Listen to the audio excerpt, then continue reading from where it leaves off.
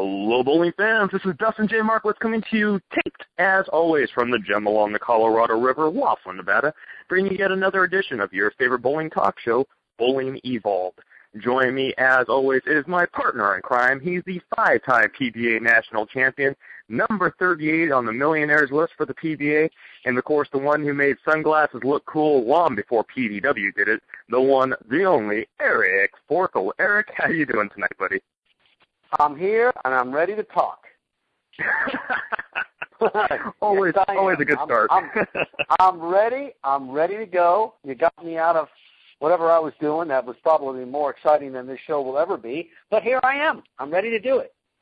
Hey, I know oil and pasta is definitely a wide talk. Well, then again, they have food TV. I probably shouldn't make fun of that. So. Well, you see, we watched the TV show The Taste tonight, and you know, it just gets you hungry and want to make something, and we whipped up a little something, and now we'll flush it down with a little bit of bowling talk, which is always good for the digestion.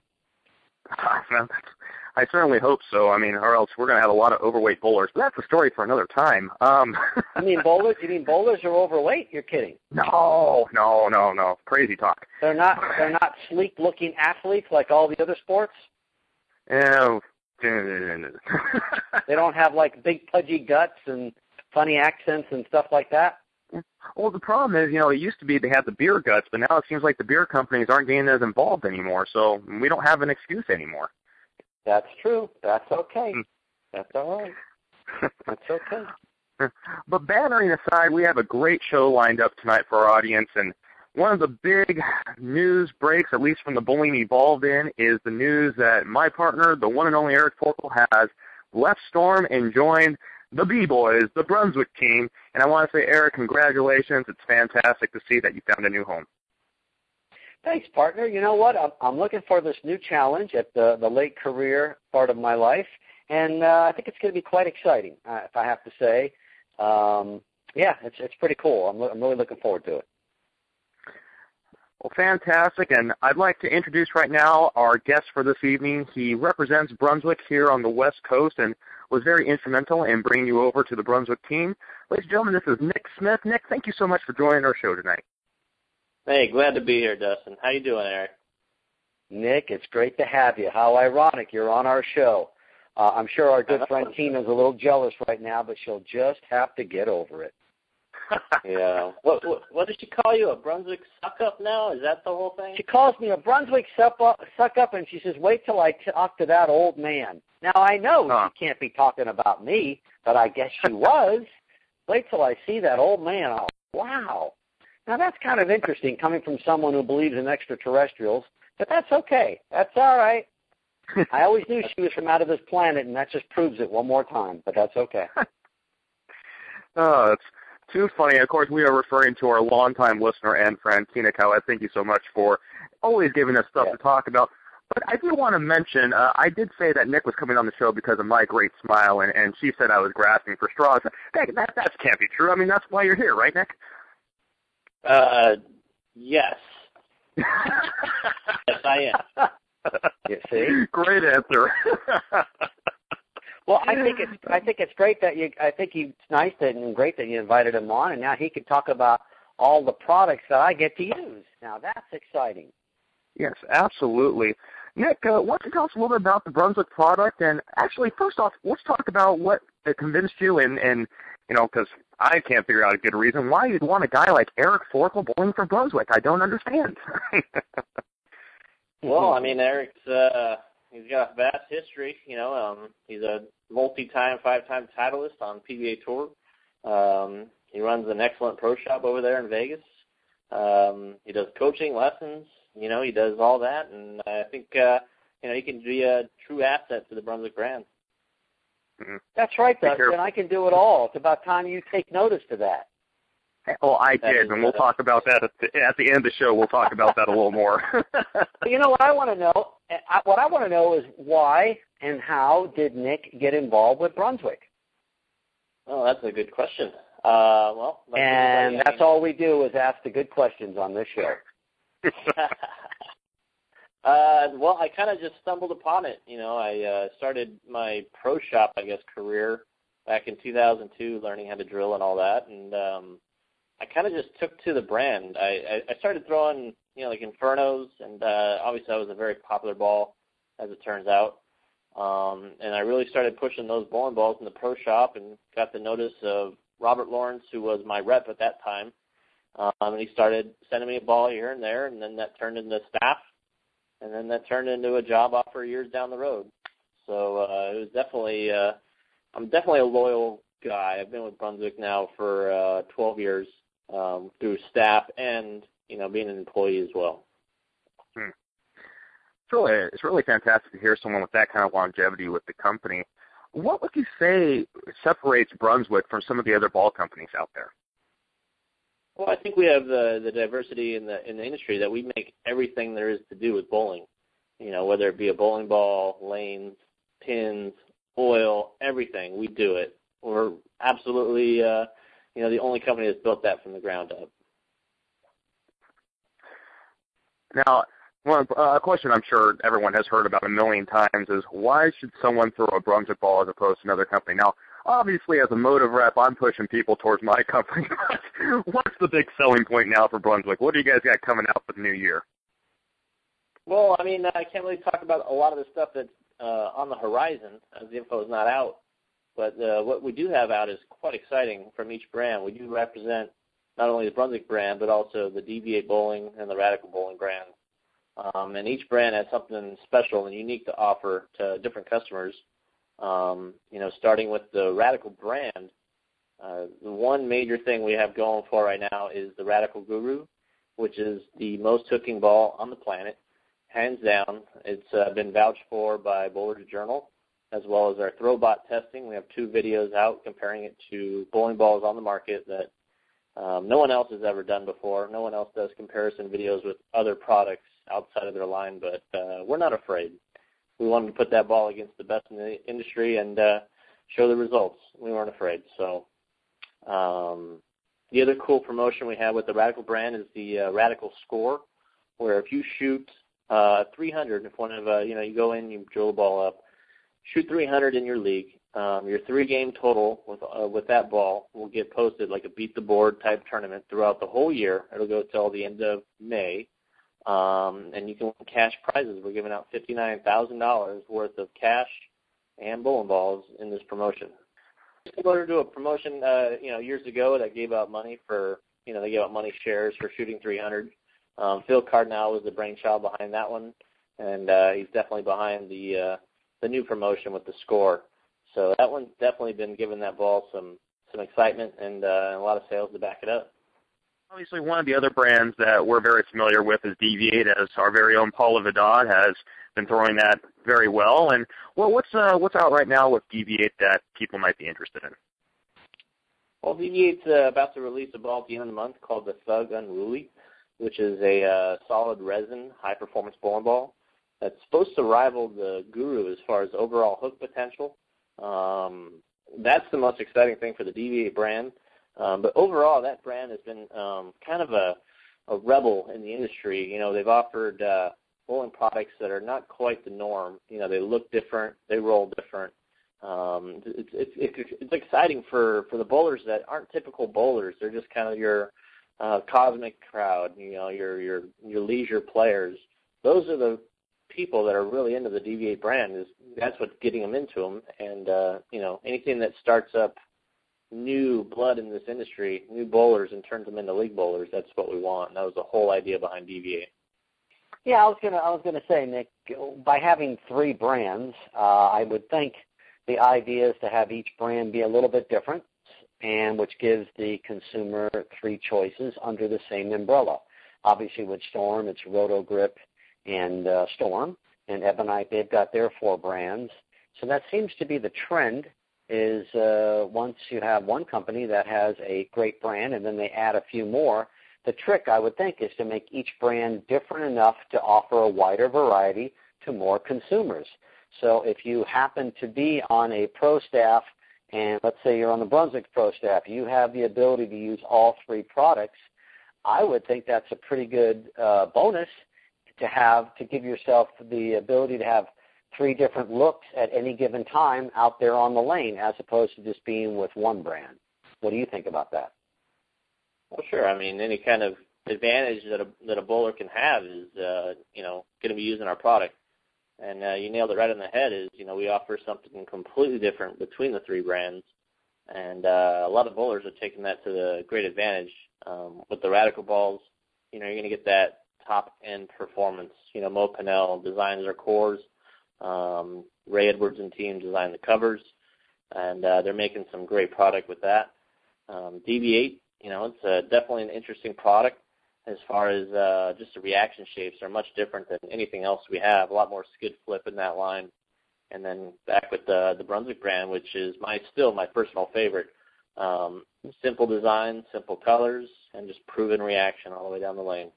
I'm really excited about the brands. We have a lot coming up for 2015. And, with Eric joining on our staff here, it's definitely going to help us out all in the Southwest and the West Coast. Well, of course, now that I've got the big B on my chest as opposed to the big S, I am going to be pushing it just like I've always done. And as a matter of fact, I'm starting tomorrow morning. I'm starting the process of throwing the balls. And it's going to probably take a little time to learn what all the covers do. And, it's just looking forward to getting started with a few balls that I have already and just to brave into that new world, so to speak, of a different type of ball motion and different type of ball reaction. Because, that's what this game's all about. You got to figure out what motions work the best for you to excel at what you do, whatever it is, and throw as many strikes as possible because that's what everyone else is doing. Something tells me you're going to be just fine. Okay, well, good. I'm sure that'll be good because I am, like I said, I'm rejuvenated. I feel reinvigorated and looking forward to it. And you'll get a lot of text messages from me because I actually have someone now I could actually talk to and deal with and speak to, and they actually treat me quite normal, which is a little different. So I'm looking forward to it. Well, are you saying to me and the rest of the audience that you might still have a little sprint left in that old warhorse body of yours, Eric? Well, I know I've been around the block way too many times, but I've been known at times to still beat up the kids every now and then. And then when I get into the older guys, the guys over 50, I'm still a young older guy, which is always good. And there's some senior stuff coming this summer, and I've got a lot of stuff that's still available. So I'm ready to shock the world in a few areas, to be honest with you. It would be fun. And doing it with a big B on my chest is fine with me. I'll give you one quick story before I let Nick go. Okay. And I think it's kind of funny in a way, but we'll see. Years ago, my good friend here in town, Dick Baker, he was heavily throwing the Brunswick stuff, and at that time, of course, I was using the Storm product, and we would bowl a lot of tournaments, and I would have a good ball reaction, and Dick would always be shaking his head, and I kept telling him, Dick, you just got to maybe try some Storm stuff, et cetera, et cetera. Well, now Dick is completely throwing Storm bowling balls, and it's so ironic. When I texted him the other day, I said, "You're never going to believe what happened." And I think he might have dropped the phone when I told him. He just couldn't believe it because it's just a complete flip now. Now I'm going to be throwing nothing but Brunswick product, and he's got nothing but Storm balls. So I find that it is a bit of irony as things worked out, but I'm sure we'll have more to talk about later on. But I thought that was kind of funny how things turn out. But at the time when he was throwing mostly Brunswick, there was no DV8, and I do not think there was any Radical, so he was strictly throwing Brunswick only. Well, now I've got 3 choices now, so it's even better. So I think it's kind of ironic, and it's kind of a funny little side thing between him and I. Nick, thanks again for doing the show, my friend. That was fantastic. Yeah, for sure. Thanks for doing it. Yeah, thanks for doing it. And like I said, he'll send you a text or let you know when he has it up. Sweet. Awesome. Should be fun. I'll post it on my wall. Awesome. Sounds great. It was fantastic to have Nick on the show. As I said again, congratulations on finding a new home, and I really hope that it's a very lucrative and fun relationship with you and Brunswick. Well, thank you, partner. I appreciate that. Yeah, Nick's a good guy. I've known him for years. We've spoken a little bit here and there, but obviously now I'll be working with him a lot more, and I'll take all his feedback and all his knowledge and information, but just like everyone else, he's been in this business 10, 15 years. He has a lot of knowledge of the product, and I think he'll be a great asset. And it's actually nice to have somebody in your corner who you're willing to talk, who's willing to help you and talk to you and actually give you a little bit of respect, and that's kind of nice. So I'm looking forward to it. I really am. I know a lot of people are probably rooting you on, and speaking of rooting on, let's talk about the news today as we are recording on Sunday the 11th. Today was the PBA World Championship, which saw Mike Fagan win his second major, and I believe his fifth PBA title. And what I think was even more interesting about the show was the fact that someone you and I both like and have respect for, which is Todd Book, kind of living the Cinderella fantasy, although he didn't make it out of the first round. What a pat on the back for him to actually make arguably the biggest show of the year. Yeah, Todd's a really nice guy. When I was finishing up out on tour, he was just getting started out there, and I think he dates pretty much bowls part-time. He's got his own flooring business, like they mentioned on TV, and he's just a really nice guy, and you like to see the nice guys do well. I was kind of ashamed that he didn't get by the first match, and I'm sure Stu Williams is a nice guy too. He looks like a jolly old Englishman, so to speak. But I've talked a few words to him since way back when I was with Storm. I can say that now because it's been a week. But he's a good guy. He's a good guy, and he's fun, obviously. And he's got a very unique style. Got a very unique game. He was playing a straighter down and in shot today, and looked pretty lethal for a while, and then it seemed to disappear on him. And then, of course, Fagan got in there, and he beat him and then beat him a lot, and now Fagan got another championship, and good for him. Yep. Now, one thing that's kind of interesting, I was reading some of the feedback on Facebook, well, other than the people crying about the Dallas Cowboys game, which I'm sure you saw as well, Eric. It's tough. Nobody wins in Green Bay except Green Bay, it seems like. Yes, absolutely. I'm a Minnesota Viking fan. For our fans at home listening in, all 7 or 8 of you, so I know all too well what it's like to lose to Green Bay. But I know. Do the Vikings still play football? High school football these days, but yes, they still play football. Yeah, they must be in the same high school league that my Lakers are in. They play high school basketball too, but that's okay. Sounds about right. But yeah, one of the things I saw a lot on Facebook were people talking about the old format of the PBA compared to the new format of the PBA, and they meant the way it was broadcast on TV. And I know from my perspective, and I've said this before, I am not a big fan of the PBA's production these days, although it is great to see a live show, and I know they were trying with something, that they finally had an opportunity to do.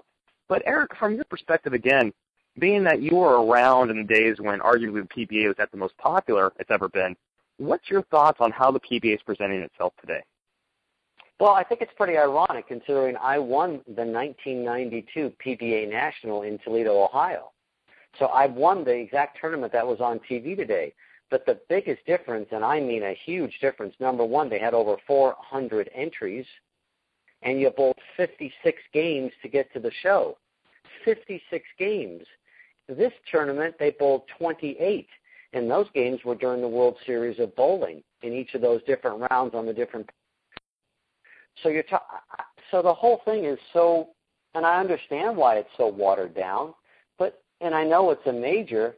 But I don't know. I think 28 games compared to 56 games, it's basically half a tournament. So, that's the part of the new, I guess you'd say, the new PBA tour compared to what the tour was 10 years ago. Everything is cut in half and modified down. Again, I know why they do it, but obviously it's kind of sad. I mean, it's sad that, it's not the same.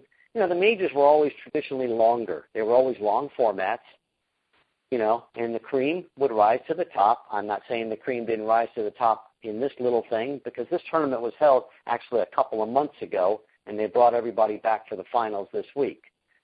So it's not like they ran qualifying this week and had the tournament this week. No, this was done months ago at the World Series, and they took your totals out of every round on the different patterns you bowl. So I guess you could say in that aspect that was difficult and challenging, but there's no match play per se. You don't bowl against anyone until you got to the show. I mean, back in the day, they bowled 24 games of round-robin match play. As to me, that's how it should be. I mean, that's what it's all about. So this whole thing is really bizarre. I mean, it's almost like a Twilight Zone watching it. It just seems like, wow, was the 90s like back in the 50s? Is it that long ago where they had these long formats for majors? I mean, is it really? That's how far it has come. So that's the it's almost sad to watch from my perspective. Sure, if you're on the TV show, if you win the darn thing, yeah, you win $50,000, and then you get your bonuses from the company you work for. So Fagan probably made $70,000, $80,000 today. Oh, that made his year. Boom, there's his year. But in the whole scope of things, it's just a watered-down version of what it used to be. And that's the sad part, because I don't think there's any other sport around where they've shortened the season in half, so to speak, to make it get done quicker so they could get right into the playoffs. I mean, everything else is still the same. Bowling's the only thing that has consolidated because of lack of sponsors and lack of everything else. So they've consolidated everything, but they're still having it. So I guess as a bowling fan, we should be happy that they still have it. But I just don't think in any way, shape, or form it compares to back in the day. I just don't. Now, obviously, the people who are doing it these days, they would totally disagree, or they would come up with their own spin, but that's okay. This is just my humble little opinion, but it is ironic that I won this exact tournament way back in 1992. When dinosaurs ruled the lanes. When dinosaurs roamed the earth and ruled the lane, and we threw rubber balls with two fingers at the pins, yes. It is kind of ironic, but it is true. To me, it's apples and oranges. It is just apples and oranges, not even close. I always think of a conversation we had with our late friend Barry Gurney when he did our show, and it was so funny listening to his perspective, and then listening to your perspective, and listening to my perspective, and here we have three totally different generations of bowling all together in one room, so to speak. It's funny how things change like that, It is. And, and again, I'm not attacking it or anything. I'm just saying it just amazes me. So I did turn it on for a while today, and I did try to watch it, and I did get through a game and a half maybe, and then I had enough. I mean, it's just like okay, and granted it was live.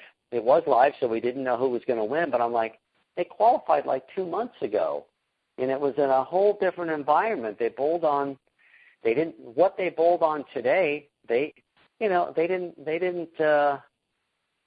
bowled in qualifying, we bowled on 4 different patterns. They didn't bowl on that pattern. So it's just weird. The whole thing is just strange to me. It's just whatever. I'm definitely old school, and I definitely believe it should be the way it used to be. I believe the TFC, they still do it the right way. They've got qualifying, then round robin, and then so I think the TFC, they still do it correctly. At least I believe so. But this here, it just doesn't. Again, 28 compared to 56.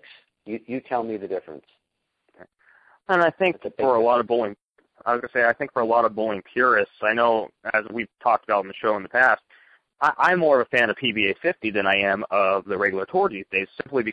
Not simply because of the formats and whatnot, but or because of the bowlers I grew up with watching are now out there. But to me, it just seems like the PBA 50 is more of what I know and what I love about bowling competitively, as opposed to the. I'm going to use this term, and maybe I'm wrong on saying this, but it seems like they're trying to go for that rock and roll attitude with the PBA, and it just, to me, that's not what bowling is all about. I mean, maybe I'm wrong, but that's just how I feel. I'll tell you what I liked. And for the time I've watched it today, I liked the highlight where they showed Earl Anthony bowling against Durbin back in when Earl went, back in Toledo, that was probably in the 80s, because that's Toledo, that bowling center, Imperial Lanes. Now it is gone. It's been torn down. That was like the Mecca. That was the home of the PBA National for many, many, many, many years. and it was kind of nice to see that venue one more time.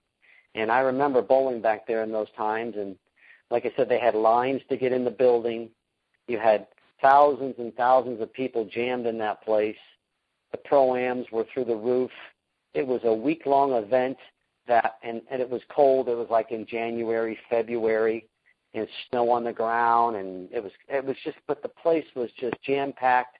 You had an A, B, and C squad. Back in the old days, they would keep score with the telescores. They would write in the scores. You had a scorekeeper down there. I mean, it was really, it looked like a major. It had the atmosphere of a major, and if you were fortunate to make the finals, it was really something. And then I was fortunate to make 2 TV shows in that place, and one of them was the show that Petraglia shot 300 and went on to, he didn't win the tournament. That was the one, I think, the 2 Traber brothers bowled for the title. Dale Traber bowled against David Traber, but I happened to be fortunate to be on that show. And then, of course, the one I had won on when I beat Bob Vesby back in '92. So there was great memories and a lot of memorabilia from that time back when it was really special. I mean, it was sponsored by Bud Light.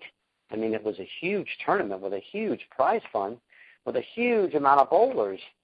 And that's all gone now. And it's sad. It is, for me to watch, it's sad. It just is.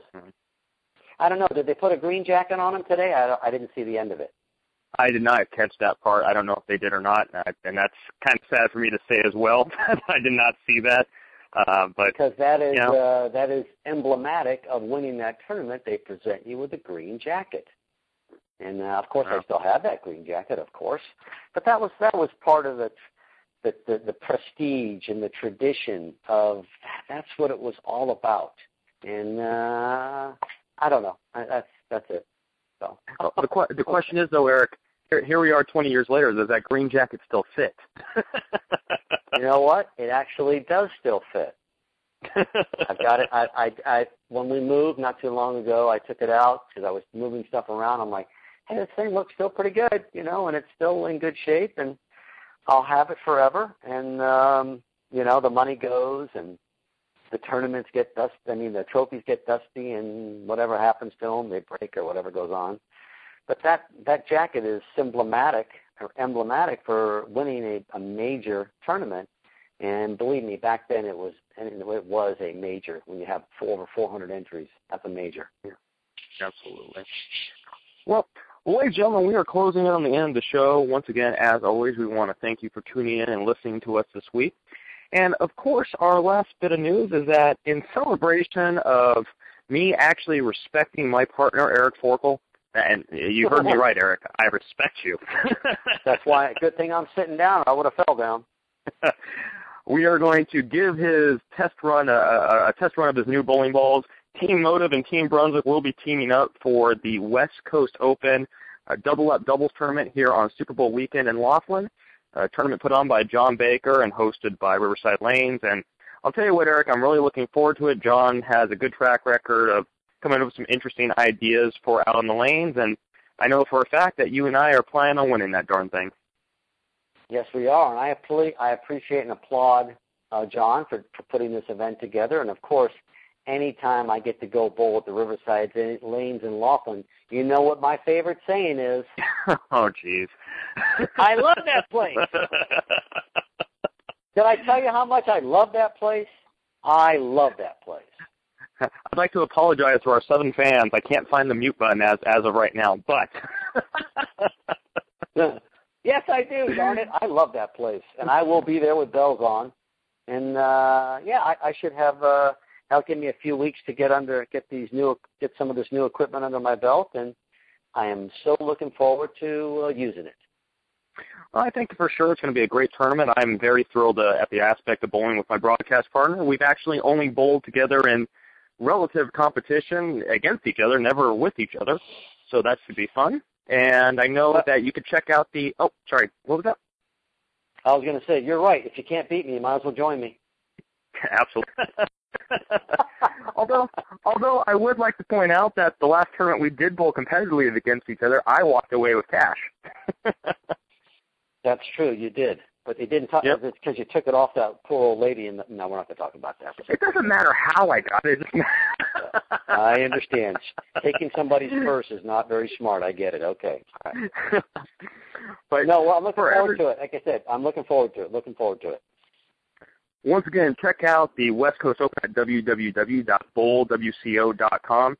And if you want to have a chance to come down on Super Bowl weekend that Saturday, come down, check it out. There's a ton of side action. You have a chance to bowl with some great bowlers from the West Coast. I know he's got people coming in from California, Nevada, and Arizona. And, of course, Team Bowling Evolve is planning on walking away with the title. So, Eric, what do you think, partner? Think we can win it? Anything less than that, I'm going to kill you. I have no pressure on that one. You better not let this old guy kick your ass. That's all I could say, because I will crush you with it. Hey, as I had mentioned, the last tournament we bowled, I did walk away with some cash. And if I also may mention this, when we bowled the Trio Challenge, I was the high score on the team over you and Miss Paula Vidal. Just letting you know.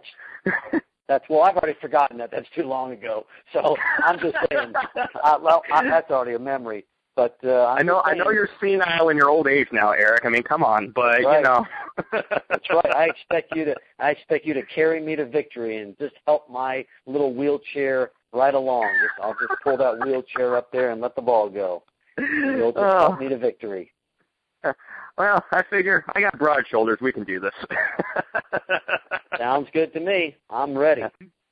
Absolutely. But on that note, ladies and gentlemen, that takes us into the end of the show. Thank you again for listening in. Check us out at bowlingevolved.com. Or if you have any questions, comments, things you want to rant about, or if you just want to tell Eric how fantastic he is and how much he loves Laughlin like you do, email us at bowlingevolved@gmail.com. But for Eric Forkel, I've been Dustin J. Markowitz. Have a great night. Good night.